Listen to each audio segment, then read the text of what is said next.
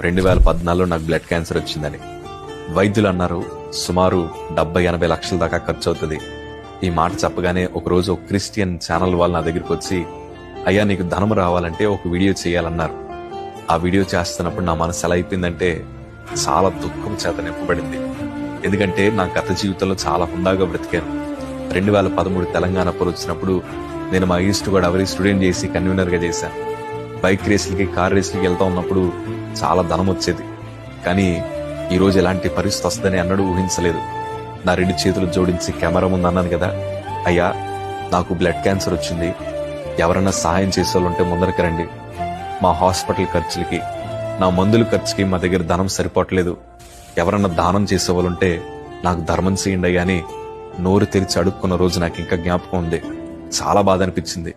ఈ వీడియో ఎవరన్నా చూస్తే నా బ్రతికేమైపోద్ది, ఈ వీడియో ఎవరన్నా చూస్తే నన్ను హేళన చేస్తారు మనని చాలా కృంగిపోయాను. కానీ గొప్ప విషయం ఏంటి తెలుసా, ఆ వీడియో రిలీజ్ అవ్వక ముందే నా ప్రభు మా కోసం నూతన ద్వారాలు తెరిచాడు. మా తల్లి ప్రార్థించింది, అయ్యా మేము మనుషుల దగ్గర చేతులు చాపే కన్నా నీ దగ్గర చేతులు చాపుతున్నామయ్యా, మాకు నూతన కార్యములు జరిగించు ప్రభు అని మా తల్లి ప్రార్థించింది. ఆ ప్రార్థన విన్న దేవాది దేవుడు మేము మనుషుల దగ్గర చేయి చాపక మునిపే నా ప్రభు నూతన ద్వారాలు మా కోసం తెరిచారు. ఈరోజు నేను అంటాను, ఈ వీడియో చూస్తున్న మీ అందరి అవసరతలు నా ప్రభు తీర్చబోతున్నారు. ఎవరి దగ్గర చేతులు చాపాల్సిన అవసరం లేదు. నా ప్రభు మీకోసం నూతన కార్యములు జరిగించబోతున్నారు. నన్ను పోషించిన దేవుడు మిమ్మల్ని కూడా పోషించబోతున్నారు. మనుషులు